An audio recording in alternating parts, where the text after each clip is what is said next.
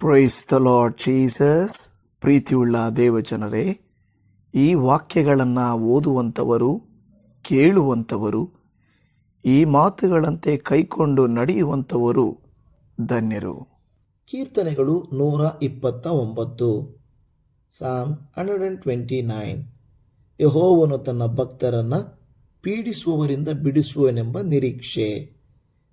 ನಮ್ಮ ಯೌವನಾರಭ್ಯ ಶತ್ರುಗಳು ನಮ್ಮನ್ನು ಹಲವು ಸಾರಿ ಬಾಧಿಸಿದ್ದಾರೆಂದು ಇಸ್ರಾಯೇಲು ಹೇಳಲಿ. ನಾವು ಯೌವನಾರಭ್ಯ ಎಷ್ಟೋ ಸಾರಿ ಬಾಧೆ ಹೊಂದಿದರೂ ಅವರು ನಮ್ಮನ್ನು ಜಯಿಸಲಿಲ್ಲ.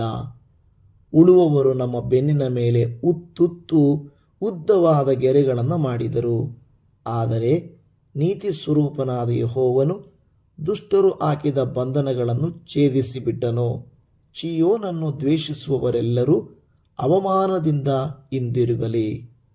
ಅವರು ಮಾಳಿಗೆಯ ಮೇಲಣ ಹುಲ್ಲಿನಂತಾಗಲಿ, ಅದು ಹೂ ಬಿಡುವುದಕ್ಕಿಂತ ಮೊದಲೇ ಒಣಗಿ ಹೋಗುತ್ತದೆ. ಅದನ್ನು ಕೊಯ್ಯುವವನ ಹಿಡಿಯು ಸಿವುಡು ಕಟ್ಟುವವನ ಉಡಿಲು ತುಂಬುವುದಿಲ್ಲ. ಹಾದು ಹೋಗುವವರು ಯೆಹೋವನು ನಿಮ್ಮನ್ನು ಆಶೀರ್ವದಿಸಲಿ ಎಂದು, ಯೆಹೋವ ನಾಮದಲ್ಲಿ ನಿಮ್ಮನ್ನು ಆಶೀರ್ವದಿಸುತ್ತೇವೆ ಎಂದು ಹೇಳುವುದಿಲ್ಲ. ಆಮೇನ್.